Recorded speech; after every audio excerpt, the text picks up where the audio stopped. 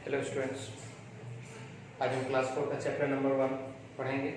Revision यानी कि recall. पिछले क्लास में जो भी आपको मैंने पढ़ाया है उसी के बारे में डिटेल में दिया गया हुआ है। ये आपकी बुक है, यही बुक चलेगी आपके स्कूल में, यही बुक लेने हैं आपको। चैप्टर 1 है रिवीजन चैप्टर। इसमें बहुत सारे क्वेश्चंस हैं। धीरे धीरे करके मैं सारे डाउट्स आपके क्लियर करने की कोशिश करूंगा। सबसे पहले कुछ क्वेश्चंस ले लेते हैं इस चैप्टर्स में से। पहला क्वेश्चन है smallest and largest number.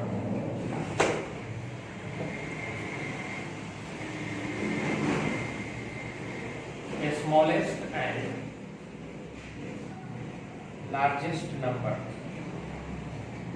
Smallest का मतलब होता है सबसे छोटी संख्या, लार्जेस्ट का मतलब होता है सबसे बड़ी संख्या। तो सबसे पहले हमको पता होना चाहिए कि 1 डिजिट, एक अंक की सबसे बड़ी संख्या कौन सी है और एक अंक की सबसे छोटी संख्या कौन सी है। तो यहाँ पे हम लिखते हैं स्मॉलेस्ट नंबर ऑफ 1 डिजिट, ये हो जाएगा 0।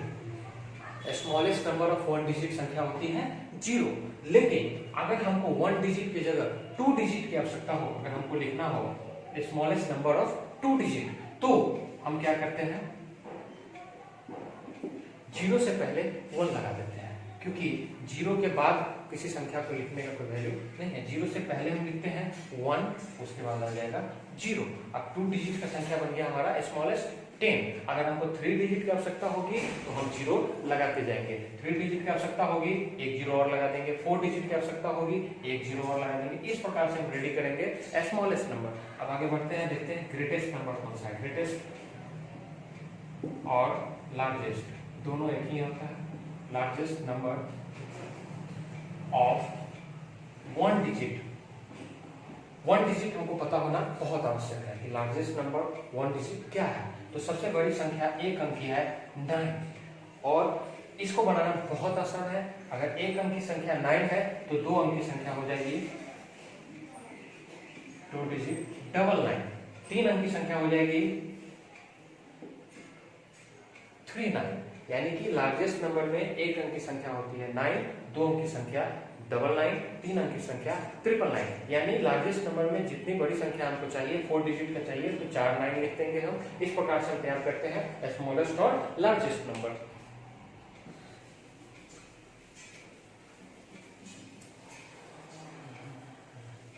नेक्स्ट टॉपिक है अपना pattern. See the pattern and right the missing number. यानी जो संख्या नहीं दी गई है पैटर्न में, जो संख्या पैटर्न में छुपी हुई है, उस संख्या को ढूंढ कर निकालना, पता लगाना कि वहां पे कौन सी संख्या होगी। तो हम पैटर्न बनाते हैं। See the pattern and right the missing number. Pattern है 1000, 1010, 1020। संख्या मिसिंग है यहाँ पे 1040। यहाँ पे संख्या मिसिंग है। लास्ट में है हमारे पास 1060।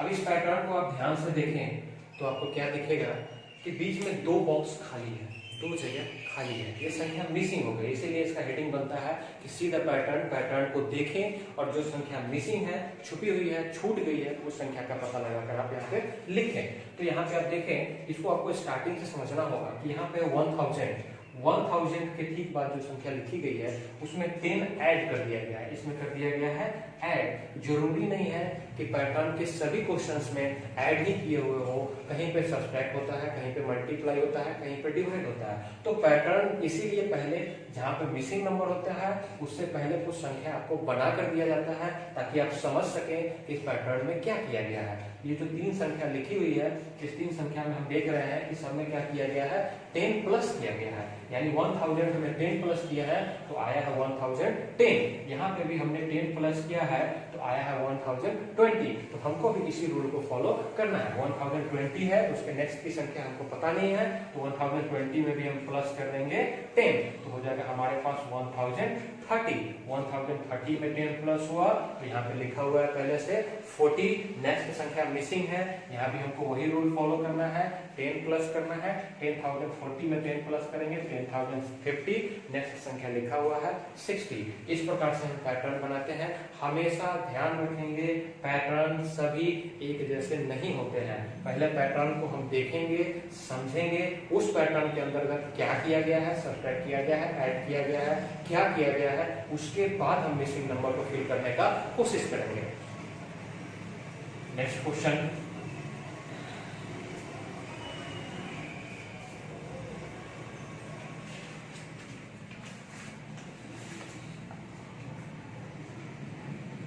नेक्स्ट क्वेश्चन है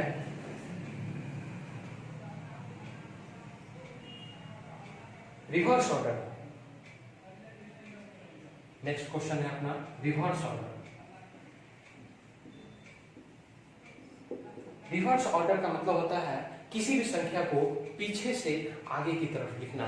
जैसे अपने पास क्वेश्चन है 1 2 3 4, 1 2 3 4, इसको लिखना है हमको रिवर्स ऑर्डर में। रिवर्स ऑर्डर का मतलब होता है पीछे लास्ट जो डिजिट है उसको सबसे फर्स्ट में लिखना, सेकंड लास्ट को सेकंड में लिखना, थर्ड लास्ट को थर्ड में लिखना। जैसे कि यहाँ 4 है, 4 लास्ट की संख्या है, इसको यहाँ पे हम लिखेंगे सबसे पहले।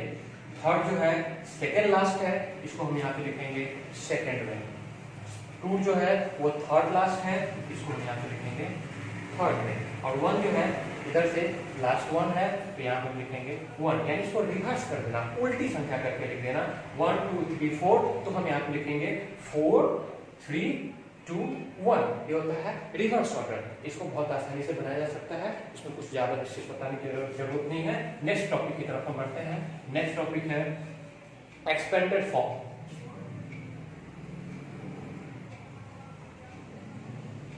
एक्सपेंडेड फॉर्म का मतलब होता है विस्तारित रूप। इसको आपने पिछले क्लास में पढ़ा है, काफी अच्छे से पढ़ा है, मुझे उम्मीद है। चलिए इसको देखते हैं कि कैसे बनाया जाता है। इसके लिए आपको प्लेस वैल्यू का जानकारी होना बहुत आवश्यक है, क्योंकि प्लेस वैल्यू आपको पता नहीं होगा डिजिट का तो आप इसको बनाने में सक्षम नहीं हो पाएंगे। सबसे पहले पता लगाते हैं कि किस अंक का प्लेस वैल्यू क्या है। तो पीछे से स्टार्ट करते हैं, वंस, टेंस, 100, 1000, यानी कि सबसे फर्स्ट में जो यहाँ संख्या है यह है हमारी 1000 प्लेस की। इसको मल्टीप्लाई करेंगे हम 1000 से, प्लस ये 7 जो है थर्ड को हम कर चुके हैं। नेक्स्ट है हमारा 7 का प्लेस वैल्यू क्या है, 1 टेंस 100, यानी 7 को मल्टीप्लाई करना है हमको 100 से, प्लस 1, ये 1 टेंस 1 है, टेंस प्लेस में ये मल्टीप्लाई होगी 10 से, और 8 मल्टीप्लाई होगी 1 से, क्योंकि 8 1 प्लेस में है, 1 प्लेस का मतलब होता है 1। अब इसको हम कर लेते हैं मल्टीप्लाई, 3000 प्लस 700 प्लस 10 प्लस 8, ये हो गया हमारा एक्सपेंडेड फॉर्म, यानी विस्तारित रूप। संख्या 3718 जो था इसको एक्सपेंड करना था स्थानीय मान के साथ, तो स्थानीय मान के साथ हमने यहाँ पे मल्टीप्लाई कर दिया। मल्टीप्लाई करने के बाद हम यहाँ पे लिखेंगे इसको 3 का स्थानीय मान था 3000 हो गया, 7 का था 700, 1 का टेंस 1 टेंस, 8 1, इसको हमने एक्सपेंड कर दिया। आगे बढ़ते हैं।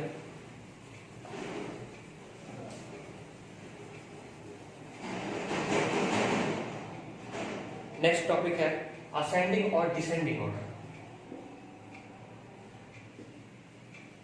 Ascending and descending order. Ascending order का मतलब होता है बढ़ते क्रम में, यानी छोटे से बड़े संख्या की तरफ। डिसेंडिंग ऑर्डर का मतलब होता है घटते क्रम में बड़े से छोटी संख्या की तरफ। क्वेश्चन ले लेते हैं। क्वेश्चन है